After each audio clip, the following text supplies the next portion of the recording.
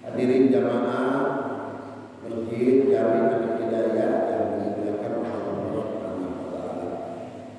Alhamdulillah, syukurillah, pada subuh hari ini Allah Subhanahu wa taala masih memberikan umur panjang kepada kita sehingga setelah sholat subuh berjamaah kita bisa duduk di tempat masjid yang kita cintai ini dengan niatan yang banyak.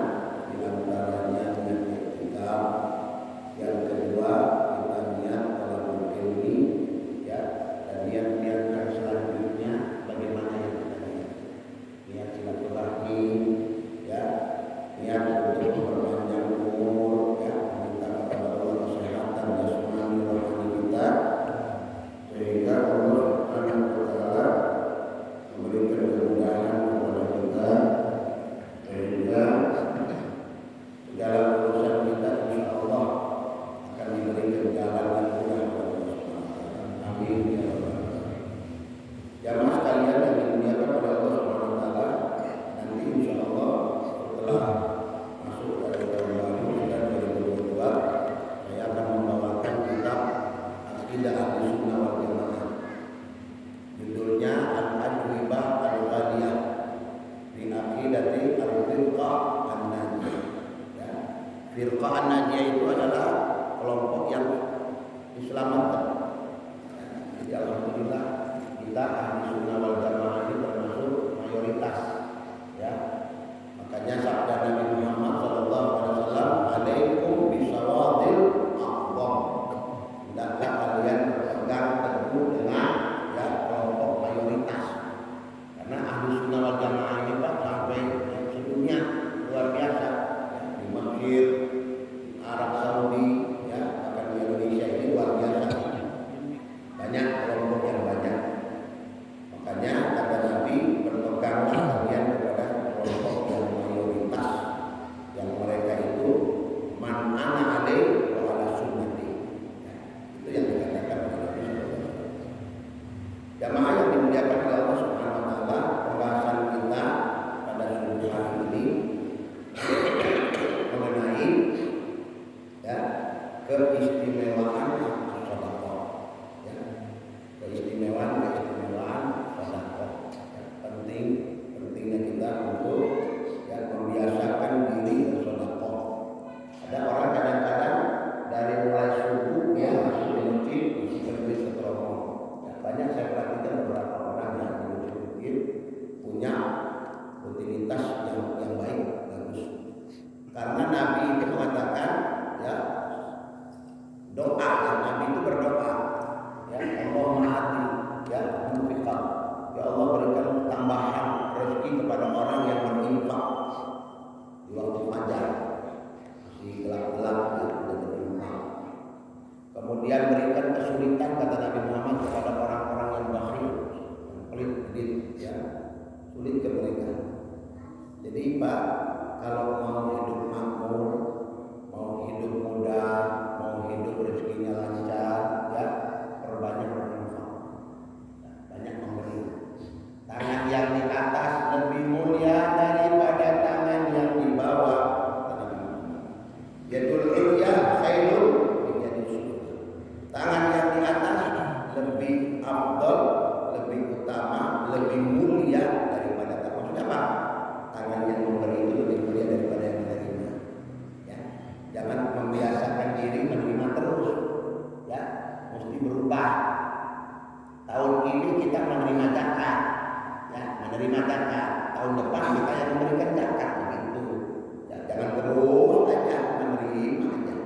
Ya, karena bukan dalam jiwa kita suatu saat ya Allah saya bisa memberi. Ya, saya bisa mengeluarkan, saya menzaki, ya, bukan menerima zakat.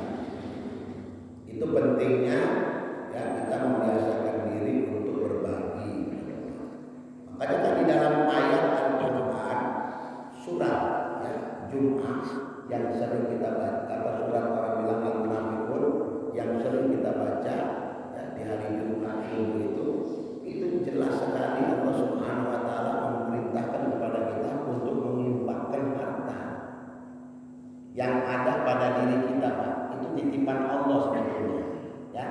bukan milik kita secara hakikatnya, tetapi milik Allah SWT. Makanya Allah perintahkan kita dalam firman, wa anfiqu mimma razaqnakum, infakkan kata Allah, hartamu ya, berikan kata Allah, keluarkan hartamu ya, mimma kata Allah, apa-apa yang kami berikan kepada kalian, yang kami rezekikan kepada kalian ya. Wa anfiqu mimma razaqnakum, bukan yang kalian punya, bukan yang kalian miliki, tetapi Allah nitip harta itu kepada kalian. Karena Dia pemberi, Pak. Ar-Razzaq. Ar-Razzaq itu Allah. Ya, yang Maha pemberi rezeki itu Allah Subhanahu wa taala. Dia Ar-Razzaq, ya, Dia Ar-Wahhab, ya. Dialah yang memberikan. Kita diberi makan oleh Allah, diberikan kehidupan. Kita diberi napas, bisa bernapas. Ada orang sesak napasnya, ada orang duduk di sini impus, ya, ada orang terbaring di rumah sakit, ada orang masih pagi-pagi bangun tidur sudah menghirup udara. Ini semua ciptaan Allah. Kita ini numpang di muka bumi. Bumi ini milik Allah. Kita numpang, sudah numpang difasilitasi lagi semuanya, masih membangkang semuanya. Kan kurang ajar. Sudah numpang, sudah dari mulai di alam perut ya, dari mulai tidak ada, minal ada minal wujud, dari tidak ada jadi ada ya kan. Kemudian Allah jaga dari nutfah 40 hari, nutfah setetes air mani, 40 hari kemudian menjadi apa, darah, bilang mudghah, kemudian 40 hari kemudian wanufikha ya min ruhi, kami tiupkan ruh. 120 hari ketika berada di dalam rahim, maka Allah Subhanahu wa taala meniupkan ruh kepada calon abang bayi tersebut. 40 hari pertama nutfah, 40 hari berikutnya itu orang bilang mudghah ya, gumpalan darah. 40 hari kemudian 120 hari baru Allah tiupkan ruh. Wa yuktabu birizqi, dicatat rezekinya, dicatat orang baik apa orang buruk, syaqiyun atau sa'idun, orang surga apa orang neraka, orang bejat apa orang nikmat, semua ditentukan sebelum kita lahir. 120 hari itu sudah ada predikat stempel dari Allah. Plek, orang surga, plek, orang neraka. Alhamdulillah. Makanya kalau wali-wali Allah, kekasih-kekasih Allah, kalau sudah baca hadis tentang ini mereka nangis. Mereka takut ya, banyak berbuat, banyak beramal, tetapi dimasukkan neraka sama Allah Subhanahu wa taala. Hati-hati ya. Kita ini belum tentu orang surga, walaupun sering ke masjid, wallahu a'lam. Ada kisah bapak-bapak, ibu-ibu, ada kisah yang membuat inspirasi buat kita. Ada dua orang bersahabat di dunia, ke majelis taklim bareng-bareng, ya, ke tempat-tempat baik bareng-bareng, duduk di majelis sama-sama, duduknya berbarengan sama bapak, nggak pernah bisa bantu yatim piatu, ikut aja sohibnya. Tapi kata Nabi Muhammad ketika dia meninggal, ya nanti ketika dia berada di mahkamah Allah, satu temannya masuk surga, satu lagi masuk neraka. Sehingga temannya yang ada di surga itu manggil kepada dia, Sohib, kan dia mulai begitu, jangan di sana, di sini, ini tempatmu. Kamu orang baik, kok ada di situ? Maafkan aku, dia bilang, memang Allah menempatkan aku di sini. Ada apa? Kenapa kamu di situ? Dia bilang, ya akhi, perilaku perbuatanku di dunia sama seperti engkau. Tetapi ketika aku ajal menjemput, ya datang iblis kepada aku, menggoda aku. Makanya bapak-bapak, ibu-ibu, iblis itu ya punya anak buah namanya setan. Iblis itu rajanya setan, iblis. Makanya kalau ngomong orang bilang iblis, ya berarti bengis banget, ya. Kalau setan masih lumayan, setan lu udah ada, ya kan. Tapi kalau iblis berarti setan, ya. Dedengkotna ulah bilang begitu kalau ke orang kejam. Rupanya iblis ini ibu-ibu bapak-bapak ya, segala sesuatu itu untuk menggoda ya mereka kepada anak-anak buahnya. Jadi iblis itu cuma memerintah, goda si fulan, goda si anu, goda orang sholat, goda orang puasa, goda orang yang berzakat. Tapi ada dua perkara iblis turun tangan sendiri, Pak. Iblis, raja setan, nggak pakai minta diwakilkan, nggak nyuruh, dia turun tangan sendiri. Apa dua perkara itu?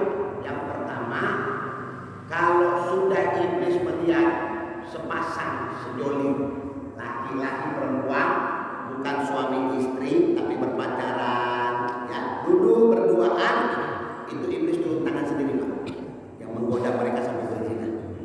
Turun, setan minggir, ini urusan aku, paling urusan aku iblis, gak butuh anak gua, minggir, ini urusan gua sendiri yang tangan. Ya, ini perkara sampai dia berzina. Jadi itu iblis. Yang kedua ini lebih mengerikan. Ketika orang sakratul maut, ketika orang nazar sakratul maut, ya sakrata, kata Nabi Muhammad, betapa pedihnya sakratul maut. Orang kalau sakratul maut itu Pak, haus, super haus, dahaga, super dahaga. Ya, kalau dikumpulkan rasa haus penduduk dunia, tidak ada apa-apanya dengan orang yang sedang menghadapi sakratul maut. Paham?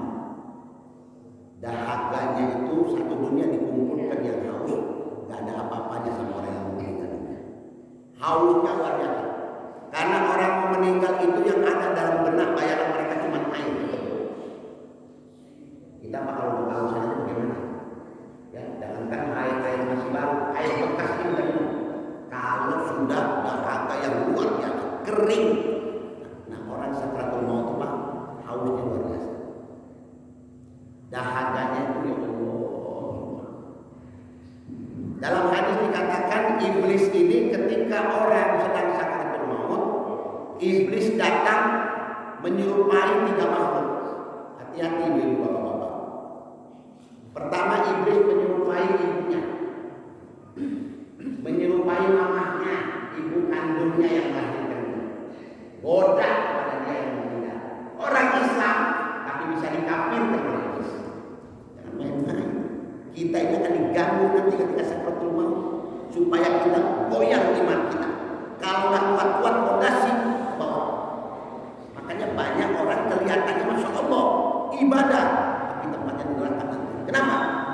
Kafir ketika rohnya akan keluar. Kafir dia mengikut kepada itu. Karena iblis ini menyerupai ibunya. Nah, ketika dia sudah kadang-kadang dalam keadaan hajat, nah, kan haus dia. Nah, ini umi, ibu, senang ya. Ibu datang, ya, ibu mau menjemput kamu. Nah, kamu tahu nggak? Itu ya katanya di apa habis orang mati itu disiksa, ada siksa kubur, ada bohong. Kata si iblis yang menyerupai ibunya, bohong deh, buktinya nih ibu bisa kemana-mana. Ketika kamu mati, ibu setia mendatangi kamu. Ini ibumu. Nah, katanya ada Tuhan, ada Allah, bohong. Tidak ada itu, omong kosong semuanya. Gak ada neraka, gak ada surga, bohong. Percaya sama ibu. Akhirnya ibunya megang. Kamu mau minum? Iya ibu, haus saya. Boleh, saya bilang. Tapi nah, asal kamu tahu, kalau di dunia ini boleh ada Tuhan yang harus disembah, ibumu inilah yang perlu disembah. Ibumu inilah Tuhanmu. Makanya ibu datang membawa air kepada kamu. Tidak ada yang membawa kamu. Baikku, saya ikut sama ibu. Ibu adalah Tuhan saya. Kafir wajib. Fakharajaru keluar. Ya, famata kafiran. Neraka tempatnya. Makanya Imam Ahmad bin Hanbal yang hafal 1 juta hadis itu ketika sakratul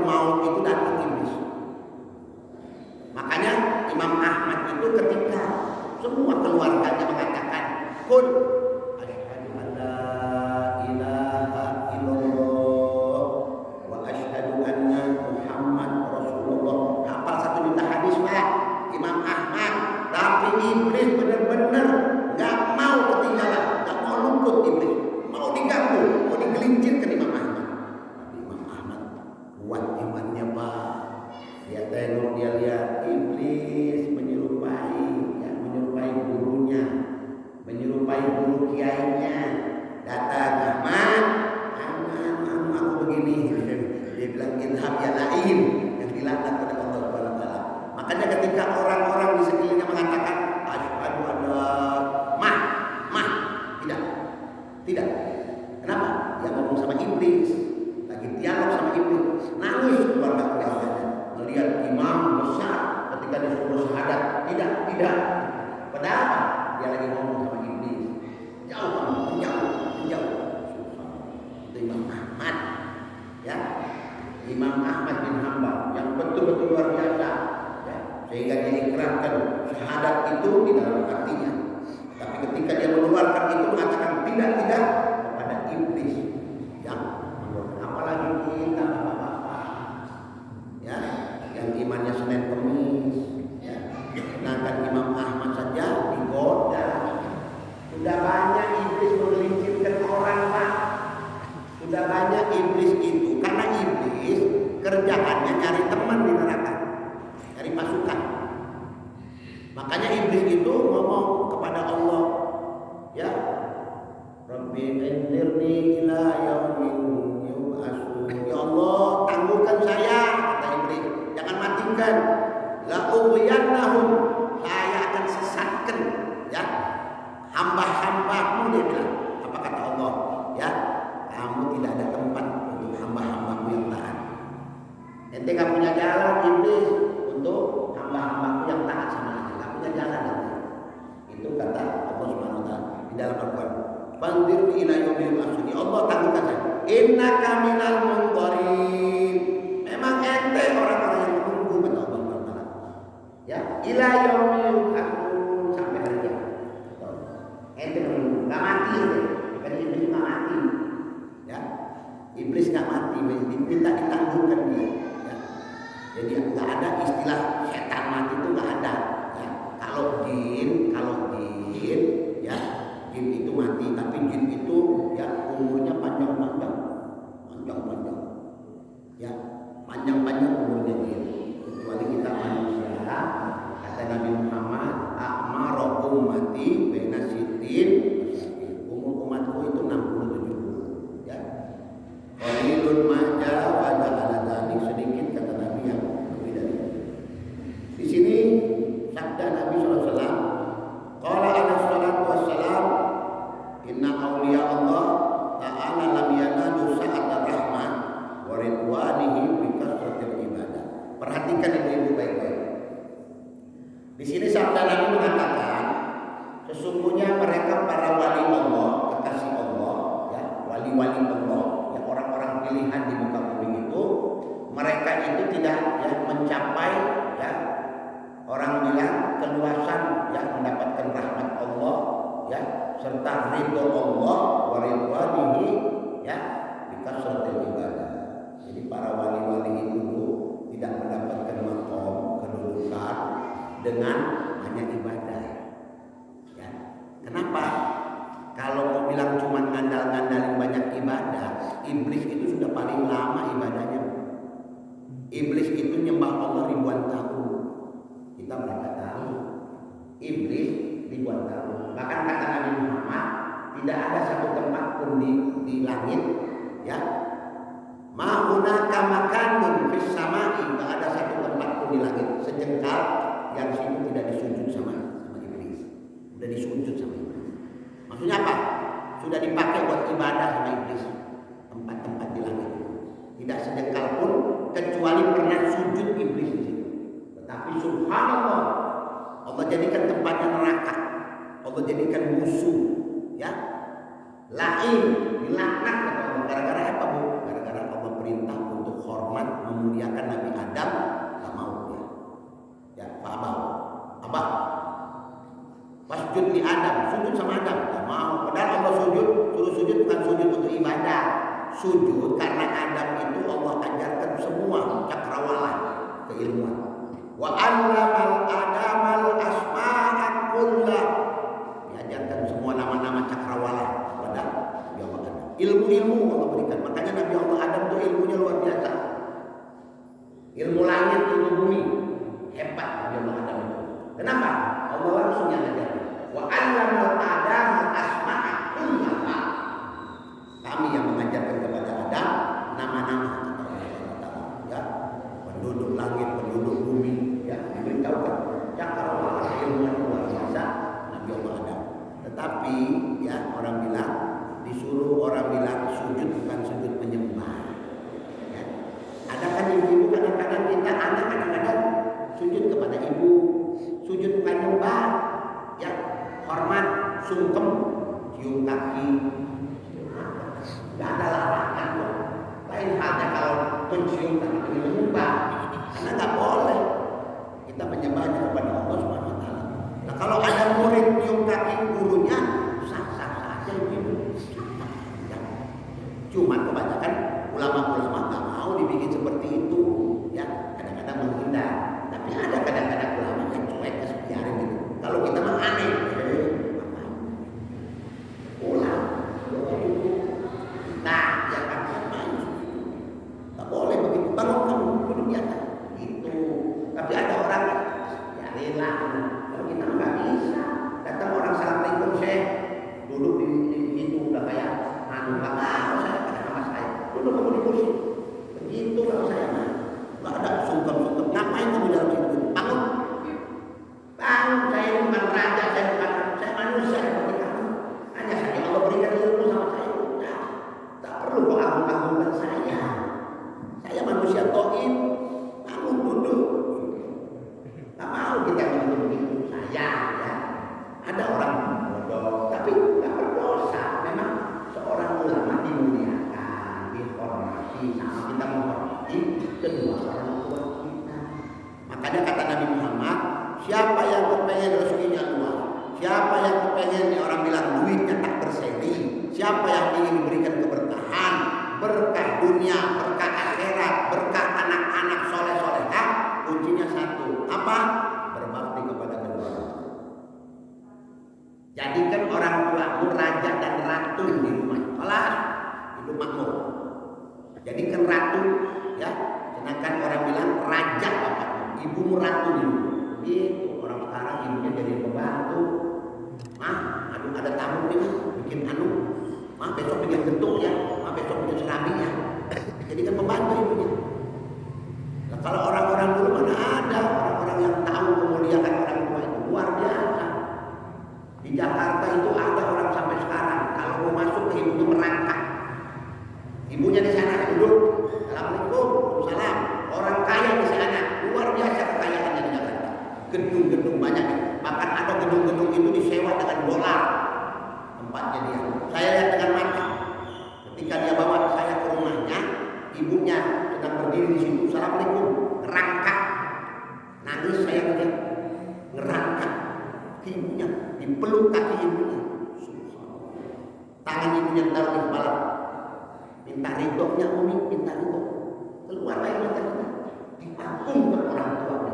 Disapu, ambilkan air, dibersihkan kaki orang tuanya. Subhanallah. Ada lagi dicuci kaki ibunya setiap malam, diminum airnya.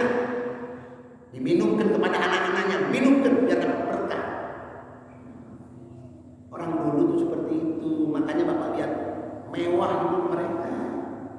Saya pernah nanya sama satu orang kaya di Jakarta, Pak Haji, bisa kaya kayak begini apa resepnya? Ketawa dia. Kalau Pak Ustaz lebih tahu dari saya. Bener Pak Haji, saya bisa belajar apa kuncinya? Ya kuncinya mah simpel aja Pak Ustaz. Apa simpel? Saya tidak pernah ya orang bilang berbuat curang kepada kedua orang tua saya. Mereka mulia saya. Saya itu kalau masuk ke mereka, kalau mau pulang, tidak pernah saya membantati mereka, membelakangi mereka. Saya jalan mundur, bosan. Mundur. Sampai ke pintu, baru saya pamit. Kalau mereka ingin minta kemana-mana jalan-jalan, saya sendiri yang menyupiri Pak Ustaz. Saya jadi pembantunya. Saya yang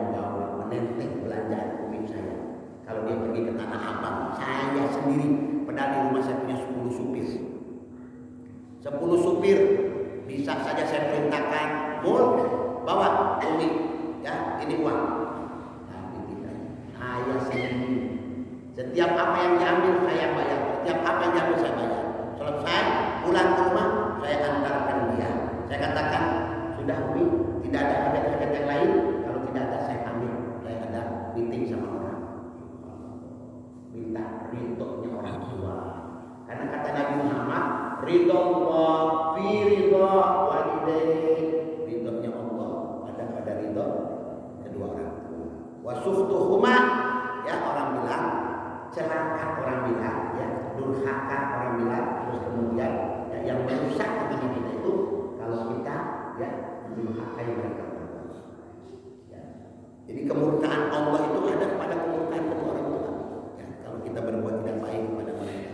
Makanya mau hidup makmur, mau anak kita dijaga sama Allah, jadi anak soleh, anak pendengar, ya banyak-banyak kita berinfak, ya menginfakkan harta-harta kita.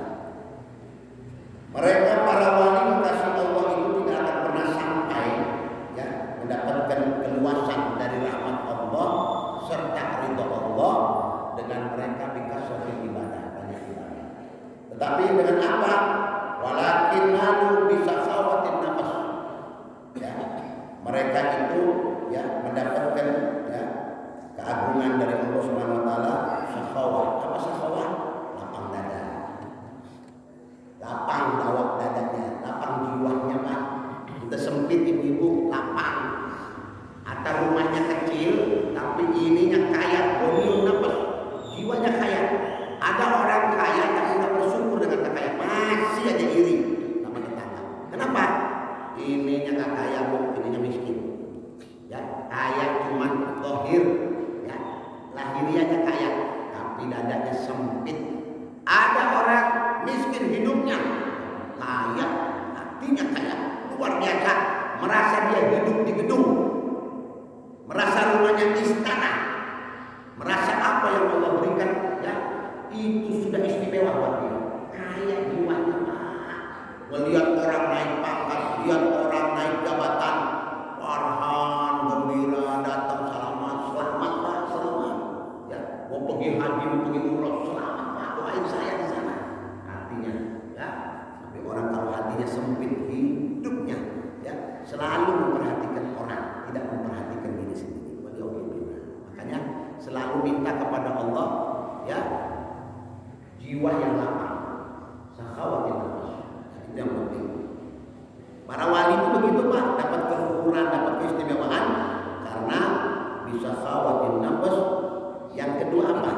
Wal istihana itu selalu menghinakan dunia, remeh dunia itu mah kecil, ya. Istihana apa?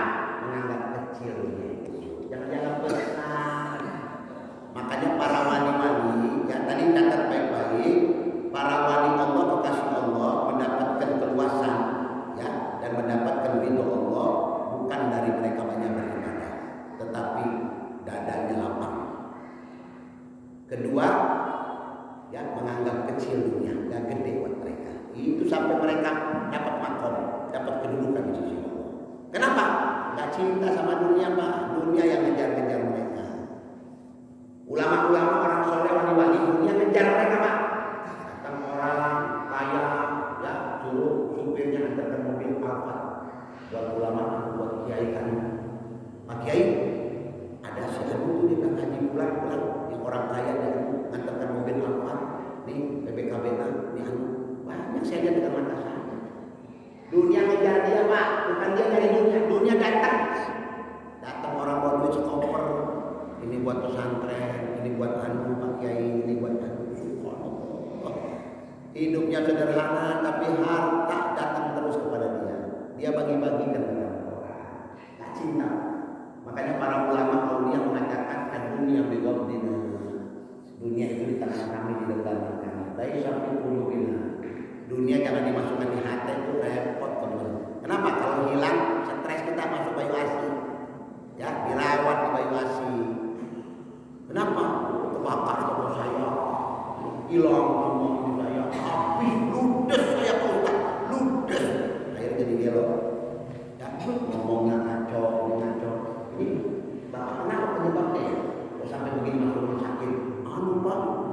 dia punya gudang yang di Kerawang kebakar, ya, makanya kurang nerima dia, makanya stres ngomong sendiri sama tembok, ya, ngomong sama orang, nggak kenal lagi orang, banyak. Kenapa? Dunia di hati, dan mestinya di luar, ulah di dalam, ya. Kalau di mulut mau lepas, mau datang, enggak. Tapi kalau di sini ya, kalau lepas, ya, jadi orang gila kita, ya, ngomong sendiri, ya. Jadi yang pertama tadi bisa khawatir nafas, ya, punya hati yang lapang, walaupun hana di dunia, ya, dan menghinakan dunia. Maksudnya apa? Dunia kecil dunia. Apa kata Nabi Muhammad? As-sahihu qaribun minallah. Orang dermawan itu dekat sama Allah. Dekat sama Allah. Kemudian min rahmatihi qarib. Dekat sama rahmat Allah. Jadi orang dermawan dekat sama Allah, dekat sama rahmat Allah, ya.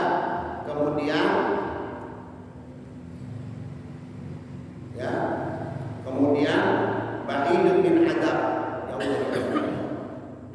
Orang dermawan dekat sama Allah, dekat sama rahmat Allah, jauh dari adab Allah. 3 predikat buat orang dermawan. Pertama, dekat sama Allah. Kalau orang dermawan pasti dia dekat sama Allah, dicinta sama Allah. Kedua, Allah selalu memberikan rahmatnya kepada orang dermawan itu. Ketiga, Allah jauhkan dia dari neraka. Ya, ba'idun min adab, jauh dari adab. Yang kedua, al-bakhil, orang pelit, orang kikir, orang pelit, repot ini ya, namanya banyak soalnya, ya, pelit, ya, kikir, batu, alah batu loh, ya, itu kenal nggak sih pulang, alah batu lah, ngapain? Kau bilang batu, bukan batu beneran, maksudnya bener-bener pelit, makanya pelit. Kenal nggak sama si pulang? Itu bisa. Kita kenal nggak sih anak yang kaya? Supaya anaknya itu dibere, anak rumahnya dibere, anak bawa proposal, yuk ditengok, dibere saat minum air teh, kita pulang dibere Alpen 2000 perak. Kaya, tapi tidak kekayaannya itu orangnya tidak bisa menolong orang. Makanya kata Nabi khairun nas, sebaik-baik orang itu anfa'uhum linnas, bisa memberi manfaat untuk orang lain. Kita nggak punya ilmu, tapi punya harta. Gunakan hartamu untuk menolong orang, ya, memberi kepada pesantren. Sama dengan ente menyekolahkan anak ente di pesantren itu. Jadi orang bilang, ya, donatur. Ada berapa anak yatim? 3 pesantren. Nanti bapak yang biayai. Setiap anak itu jadi ustaz, jadi ulama, ajar. Semua pahalanya yang didapat sama si anak transfer terus ke si orang, ke donatur, transfer ke donatur. Kita punya anak seumpama, kita punya anak, angkat anak, ya, sekolah sampai mereka pintar, jadi ulama, jadi ustaz, ya, ulama besar. Setiap mereka berdakwah, setiap mereka berbuat kebaikan, setiap mereka ngajar kepada orang lain, lalu terus transfer dakwah. Itu dibilang tijaratan lan tabur, perniagaan yang tidak akan pernah bangkrut. Kenapa? Walaupun dia sudah di kuburan, terus Pak transferan lewat BCA, ya, terus BRI datang terus ke kuburannya, terus ya, mandiri tanpa orang yang pakai ATM, transfer terus, ya, rekeningnya rekening akhirat. Subhanallah, nikmat. Itu yang dibilang orang bilang, ya, sodaqotun jariyah. Sodaqo jariyah, kenapa? Jarok yajri, ngalir. Makanya bilang sodaqo jariyah, sodaqo yang terus mengalir walaupun orang sudah meninggal dunia, ngalir terus tak pernah berhenti. Makanya begitu Bu, nyumbang ke masjid, beres sejadah, beres karpet. Bayangkan orang sujud, orang sholat duha, ibu dapat pahala duha. Orang melakukan apapun zikir duduk di sini, ibu dapat pahala zikir. Begitu. Saya mau beres Quran ke masjid, saya mau beri kipas angin, saya mau sholat AC, ya, setiap orang adem, enak ibadah, begitu. Orang kalau ngerti berebut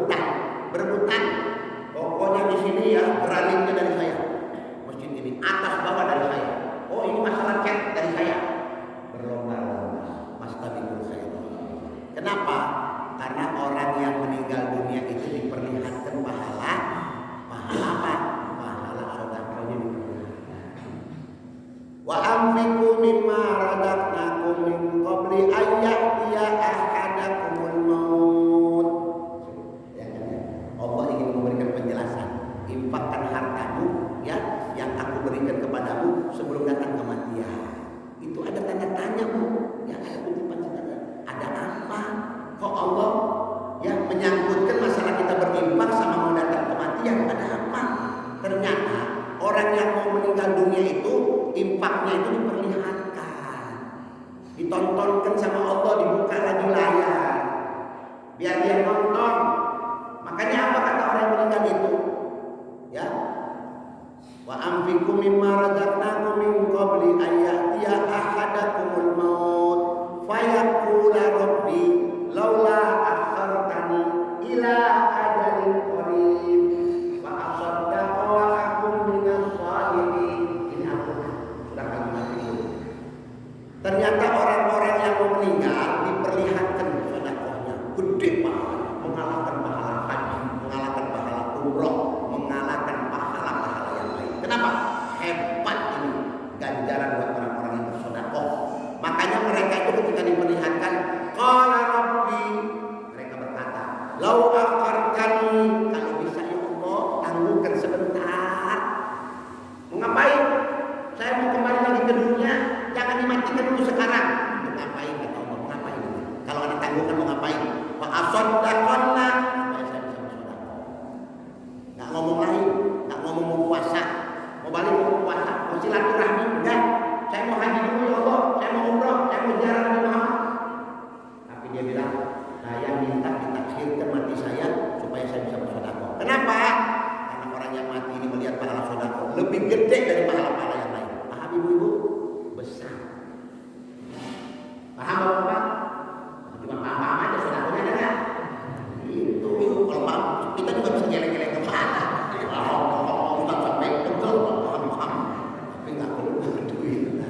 Ya, repot. Diam aja jangan gini-gini kan. Tapi berdoa daripada goyang-goyang juga jedor kita, ya kan? Itu yang penting. Orang ini kadang-kadang kalau sudah mau mati baru, ya Allah, gede banget pahalanya. Aduh, kenapa anda nggak mengeluarkan duit anak-anak? Padahal sudah dicontohkan sama Sayyidina Abu Bakar, sudah dicontohkan sama Sayyidina Abu Bakar. Semua hartanya dia berikan kepada Nabi Muhammad. Sayyidina Abu Bakar 1400 tahun yang lalu, bayangkan sudah memberikan contoh. Ketika ditanya sama Nabi Muhammad, apa yang kau sisakan buat keluargamu wahai Abu Bakar? Jawabannya cuma satu, aku sisakan untuk mereka anak istriku, Allah dan Rasulnya. Oh. Aku gak perlu ini ya Rasulullah, yang penting syariat berjalan, yang penting agama yang kamu bawa ini aku bisa membantu. Kalau masalah istri sama anakku, aku serahkan mereka kepada Allah dan Rasulnya. Maksudnya apa? Dapat ridho mereka, sudah mereka seada dunia. Sayyidina Umar datang dengan separuh hartanya. Apa kata Umar? Hari ini aku akan mengalahkan Sayyidina Abu Bakar. Hari ini aku akan hebat. Kata Sayyidina Umar. Begitu datang Sayyidina Abu Bakar, semua hartanya menangis Sayyidina Umar. Rahimahullah Abu Bakrin. Semoga Allah merahmati Abu Bakar. Makanya Sayyidina Umar itu ketika jadi pemimpin, kalau dia mengingat Sayyidina Abu Bakar, ada orang yang suka ngumpul-ngumpulkan Sayyidina Umar di atas Sayyidina Abu Bakar. Umar bin Khattab itu jadi pemimpin begini, Umar tuh begini, Umar begini. Datang kepada Sayyidina Umar berita itu. Apa kata Umar? Sayyidina Umar mah begini, waktu zaman Sayyidina Abu Bakar banyak simpang siur, banyak ini, banyak orang murtad. Zaman Sayyidina Abu Bakar banyak orang murtad, tapi begitu masuk Islam Sayyidina Umar, memang betul ketika dia masuk Islam kuat, Islam jaya, ditaklukkan Romawi dan lain sebagainya. Sayyidina Umar, makanya Nabi berdoa, Allahumma izzat Islam ya bi ahadil umarin. Doanya Nabi Muhammad SAW. Ya aku itu. Tapi Sayyidina Umar itu tahu diri. Apa dia bilang? Ente ngelihat Umar bisa kayak begini, ada min hasanati Abu Bakr. Ini dari kebaikan Sayyidina Umar. Laula Abu Bakr, halaka Umar. Kalau bukan Abu Bakar, celaka Umar. Orang-orang agung begitu Pak, ya. Kalau dipuji merendah, ya merendah. Bukan betul-betul omongan ente, betul. Ya, memang saya sembunyi. Kenyang sama pujian walhamdulillah. Kemudian ini ada yang luar biasa ibu-ibu. Dalam sabda Nabi Muhammad, apa kata Nabi Muhammad? Ra'aitu maktuban ala babil jannah. Kata Rasulullah, ketika aku di diplotkan sama Allah, mampir sama Jibril ke surga. Ternyata di surga itu ada tulisan. Di pintu surga itu ada tulisan. Ada tulisan. Apa tulisannya, Bu?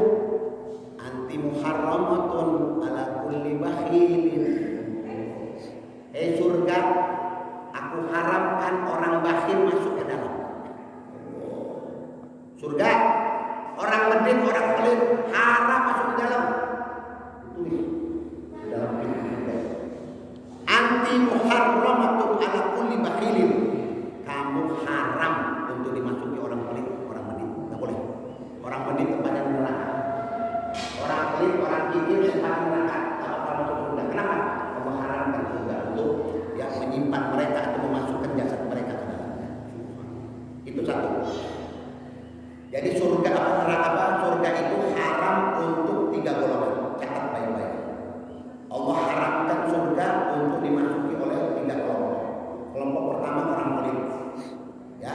Kelompok kedua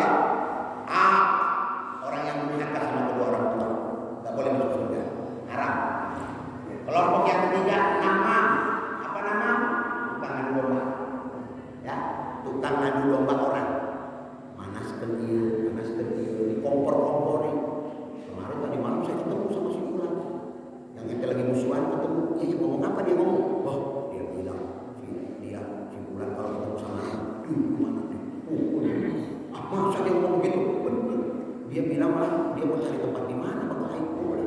Kan panas dia, telepon, kurang ajar tenang mana? Ibu, si nama, bukan adu domba. Bukan mengislah, mendamaikan orang yang bertikai, malah ngompor-ngomporin. Ini haram masuk surganya Allah Subhanahu wa ta'ala. Apa kata Nabi Muhammad? Lama khalaqallahu jannah, ketika Allah selesai menciptakan surga, qala, surga berkata ini. Ketika selesai dibangun, diciptakan oleh Allah surga itu berkata kepada Allah, qala ya Rabbi lima khalaqtani. Ya Allah, kenapa aku diciptakan? Untuk apa sih aku diciptakan? Kata surga kepada Allah, qala likulli syahidin wa taqi. Kamu aku ciptakan untuk orang dermawan, ya, dan orang yang bertakwa kepada aku. Makanya aku ciptakan. Kamu tempat orang dermawan, tempat orang baik, tempat orang murah hati, tempat orang rapi dadanya, dan orang yang bertakwa sama aku, kata Allah. Makanya aku ciptakan kamu. Apa kata surga? Raditu, aku ridho ya Allah. Wa qalatin nar, neraka berkata, ketika selesai diciptakan, neraka itu ngomong, ya Rabbi lima khalaqtani, ya Allah kenapa aku diciptakan? Qala likulli bakhilin wa mutakabbir. 2. Neraka itu diciptakan untuk orang yang mutakabbir, sombong. Kedua untuk orang pelit, ya, orang pelit. Qala analahuma, kalau begitu ya Allah, 2 orang itu kasih sama aku.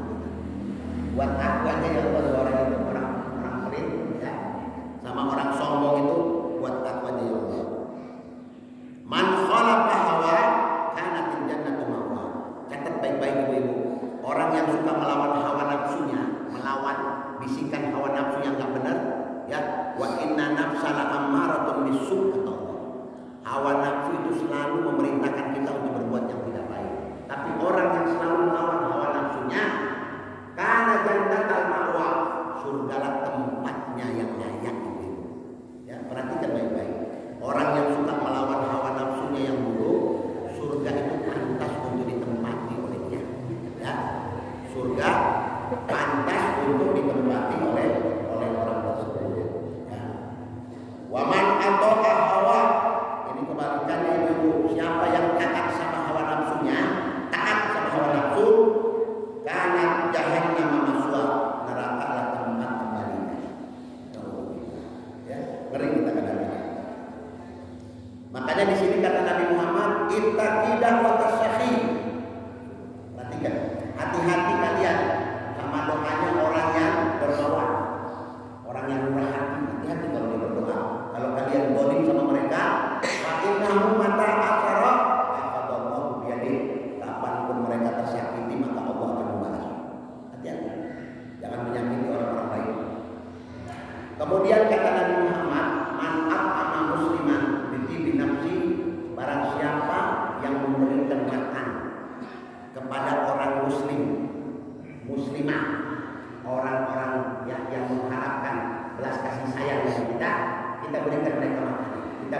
mereka minuman, kita berikan mereka pakaian, ya, dengan harta kita yang apa orang bilang yang bersih. Perhatikan ibu-ibu. Kata Allahu alfa alfi hasanah. Kalau sudah alfa alfi berarti 1 juta. Allah akan mencatat 1 juta kebaikan kepadanya. Jadi bu, kalau masih di Jakarta itu ada Habib Abdul Qadir Allah yarham, anaknya teruskan di Condet Al-Hawi. Masjid Condet Al-Hawi setiap Jumat itu ngasih makan orang. Ngasih makan orang luar biasa. Makan prasmanan. Prasmanan makan ngambil sendiri. Ya bukan dibagi-bagi, bukan sendiri. Tiap Jumat seminggu sekali. Kasih makan. Ada lagi satu orang kaya di Jakarta, ya, ada restoran, ya, makanan. Dia tanya, kamu jual nasi terus tempe, kamu berapa? 10.000. Baik, mulai besok, ya, atau hari Jumat tertentu, tiap hari Jumat jual 5.000. Saya subsidi yang 5.000. Dia nggak bilang kasih gratis. Kenapa? Kalau kasih gratis nanti warung-warung yang lain pada mati. Yang pinternya orang ini, ya, ya, namanya Hamka, anak angkatnya Buya Hamka, ya, nama anak orang Cina, dia Cina orang bilang mualaf, luar biasa, kaya, hebat luar biasa.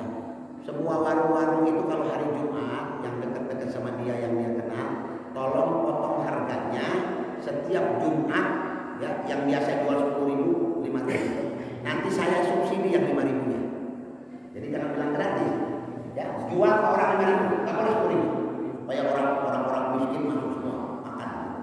Nanti saya subsidi berapa orang. Tinggal catat saja. Subhanallah, tiap warung hidupnya mahal. Kenapa? Tahu, ya, kalau kita memberi itu 10.000, Allah akan balas 100.000. Kalau kita memberi 100.000, Allah akan balas kita 1 juta, Pak. 10 kali lipat, Pak. Itu sudah janji Allah. Mana kosong min malin sadaqatan wal yazdad. 3 kali diulangi Muhammad. Harta yang diinfakkan itu tidak akan pernah berkurang, ibu-ibu. Jangan ibu-ibu, bapak-bapak beranggapan kalau saya nyumbang ke masjid, ya, misalnya 15 juta, kemudian saya jadi jatuh miskin. Jangan. Justru kita kasih ke masjid 15 juta, ya, kita itu akan makmur hidupnya, akan makmur, ya, sentosa hidup kita, ya, akan makmur. Yang penting sedekah, ya, banyak berbuat di muka bumi Allah Subhanahu wa taala. Wa ma'anhu alfa saya. Bayangkan kalau kita kasih makan orang, yang memberi makan kepada orang, dicatat 1 juta kebaikan, dihampunkan dosa kita 1 juta kebaikan. 1 juta dosa langit hilang dalam dosa kita. Kemudian dah sampai di situ. Wa rafa'alahu alfa darajah, Allah angkat derajatnya 1000, diangkat. Hubban akhika kama tuhibbu li nafsik. Ente cintailah saudaramu sebagaimana kau mencintai dirimu. Orang sekarang kadang-kadang masing-masing sih, dewek-dewek kalau orang Jawa bilang mah, ya. Dewek-dewek kalau orang Jawa bilang mah, sendiri-sendiri masing-masing, weh. Nafsi-nafsi kalau orang Arab bilang mah. Ya, lu hidup sendiri, ya, lu hidup sendiri. Harta gua bukan harta lu, ya. Itu kadang-kadang orang. Mestinya jangan begitu. Istri aku bukan istri kamu, yang benar. Benar kan? Itu. Kalau kita kan ada tamu di rumah masuk, ya, makan. Anggap rumah sendiri, kan begitu. Anggap supaya apa? Semangat ya, anggap rumah aku, rumah kamu juga. Orang senang. Tapi istri aku bukan istri kamu, ya. Kalau bilang rumah aku, berarti istri ada, istri anda juga dong. Ya, itu orang bermakna seperti itu. Ya, selalu membahagiakan orang, menyenangkan hati orang lain. Kemudian, ini perlu diperhatikan dulu. Utlubal khair inda sabahil wujud. Ini penting. Ya, katanya carilah kebaikan, kata Nabi Muhammad, inda sabahil wujud. Apa maksudnya sobah? Sobah itu artinya pagi, al-wujud itu wajah. Ya, maksudnya di sini kiasan, majas. Maksudnya apa? Berinfaklah, berbuat kebaikanlah di waktu pagi-pagi. Ya, pagi-pagi sudah berbuat kebaikan. Ya, kenapa? Dapat doa dari Nabi Muhammad. Ya, makmurkan orang yang berinfak di waktu pagi. sulitkan ya Allah orang yang pelit, ya orang tidak memberi di waktu pagi. Itu doa Nabi Muhammad. Hati-hati. Kita ini tiap pagi didoakan sama Rasulullah, ya. Ya Allah berikan kemudahan kepada orang yang berinfak, berikan kemudahan usahanya, anunya. Makanya ibu orang dulu kalau mau berpergian, mau safar, sedekah dulu. Kenapa? Supaya tidak terjadi bencana di jalanan. Gitu. Kita itu kalau mau pergi Bu, tengok kanan kiri. Di sebelah tuh ada janda tua, punya anak, tapi orangnya miskin hidupnya. Makan dulu makanan, kasih duit 100.000. Bu doakan ya Bu ya, saya mau ke Jawa, ya saya mau ke Tegal. Mudah-mudahan selamat dalam perjalanan. Amin, amin. Wajib mudah-mudahan selamat. Kalaupun kita terjadi ada tumpukan, ya beruntung kita selamat. Kenapa? Karena sabda Nabi Muhammad, ya, as-shadaqah tudfi'ul bala. Sedekah itu akan mencegah bala. Kama tudfi'ul ma'ana, sebagaimana air bisa memadamkan api yang kebakaran. Jadi kalau kita mau kemana-mana ibu-ibu berinfak. Anak mau pergi sekolah, anak mau anu, kasih. Ada orang yang berikut 5.000, paling kecil 2.000, sudah cukup Bu, bisa menyelamatkan anak kita yang berjalan. Gitu. Saya punya anak 5, ada yang ke Bekasi, ada yang ke naik kereta segala macam kerja. Berapa? 5.000 kali 5, 25.000. Sudah. Itu. Ya Allah ini untuk anak saya si Fulan. Ya Allah ini sudah buat anak saya si Agus. Ini buat anak saya si Asyik. Ini selamat. Kenapa kita nggak melakukan itu? Nabi yang memberikan petunjuk. Hidup ini mudah ibu-ibu, nggak sulit. Ya, hidup mudah. Orang kalau mau makmur banyak berbuat. Tangan kalau sering memberi, Allah akan turunkan rahmat untuknya. Itu kuncinya. Kita nih kadang-kadang Pak Ustaz saya nih kok hidup sulit. Ya sulit karena entenya juga sulit. Entenya mending sama orang. Bagaimana Allah nggak bikin seret kata ente? Coba kalau ente suka memberi. Kenapa? Kita kalau memberikan orang Bu, memberi makan, kasih pakaian ke orang, kasih baju, dia tukang minta-minta datang. Pak Haji, sodakonya Pak Haji, ya Allah, di bajunya compang-camping. Ada baju saya yang sudah lama nggak dipakai, masih bagus. Ada sarung, ada kopiah. Nggak bisa kita sodakokan boleh. Pak, ini Pak dari saya ya Pak, pakai ya, pakai buat ibadah. Ini minyak wangi Pak dari saya Pak, pakai di hari Jumat. Dipakai sama dia.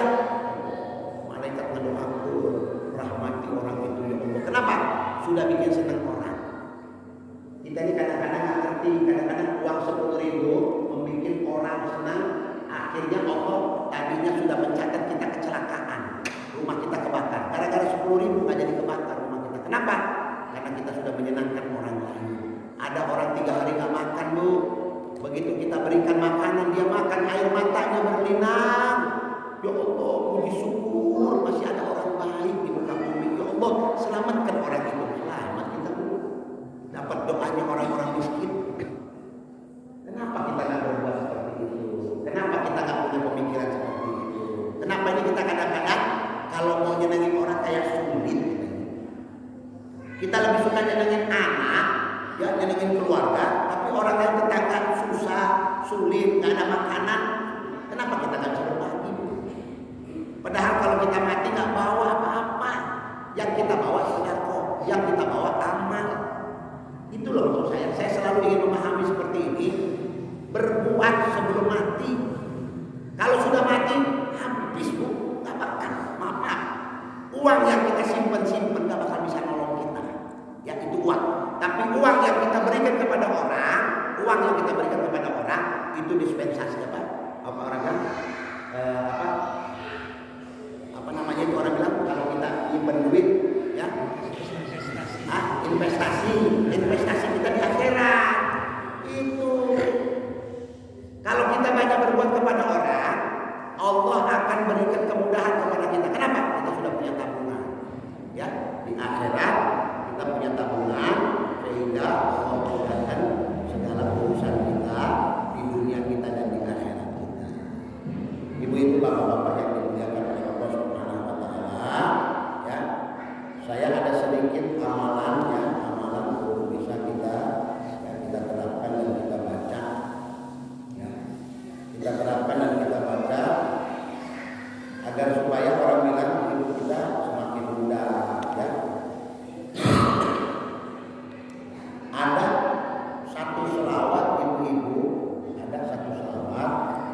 yang bisa ya selawat ini mencakup urusan dunia kita dan urusan akhirat.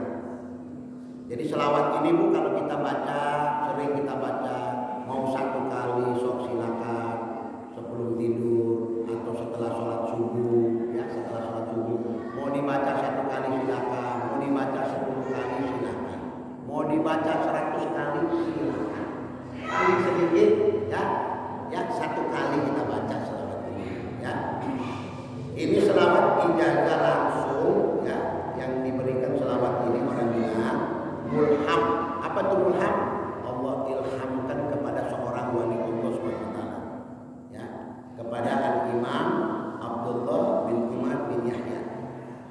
Jadi ketika dia sedang berziarah di Muwajahah di kuburan Nabi Muhammad SAW, kemudian terketuk di dalam hatinya agar supaya Allah memberikan dia sigoh kalimat doa dan selawat, sehingga ketika dia berada di depan kuburan Nabi, alhamdulillah Allah berikan aku ilham tentang doa dan selawat ini untuk aku baca.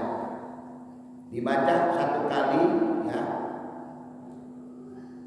cukup ya, mau dibaca 10 kali silakan. Bunyi selawatnya seperti ini Bu. Nanti saya akan share kepada DKM Masjid, nanti bisa di-share kepada bapak-bapak yang punya WA ya. Allahumma shalli ala sayyidina Muhammad sayyidina wa maulana Muhammadin sholatan ya tahabulana minhu akmalal imdad wa fawqil murad bidari dunya wa daril ma'ad wa ala alihi wa sahbihi wa sallim wa barik bi qudrat azamati dzati adada ma alimta wa jinata ma alimta wa min ama alimta. Itu bunyi selawatnya ini. Allahumma sholli ala sayyidina wa maulana Muhammad sholatan tahabulana minhu akmalal imdad wa fawqal murad bidari dunya wa daril ma'ad wa ala alihi wa sahbihi wa sallim wa barik bi qadri azamati dzatika adada ma'alimta wa jinata ma'alimta wa min ama alimta. Saya ulang sekali lagi.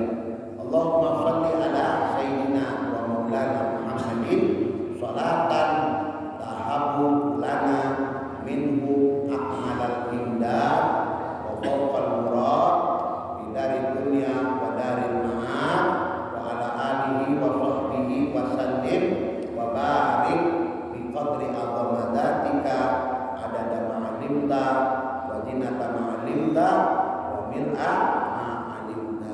Saya ijazahkan selawat ini untuk didawamkan. Mudah-mudahan kalau kita continue baca setiap selesai sholat subuh dibaca sama kita, mudah-mudahan Allah akan memberikan kepada kita kemudahan di dunia kita, kemudahan urusan-urusan kita. Allah berkahi anak-anak kita, keturunan kita, Allah berkahi harta kita. Ketika kalau kita meninggal dunia, Allah akan membuatkan kita husnul khotimah. Mari ibu bapak-bapak kita berdoa bermunajat meminta kepada Allah Subhanahu wa taala kemudahan dunia dan akhirat. Allahumma shalli wa sallim ala sayyidina Muhammad wa ala ali Muhammad. Allahumma inna nas'aluka as-salama fid dunya wal akhirah wa idza tawaffaytana fatawaffana wa anta radin anna. Ya Allah, kalau Engkau wafatkan kami dan Engkau ridha kepada kami. Ya Allah, wafatkan kami secara husnul khatimah. Ya Allah, berikan keberkahan di dalam hidup kami.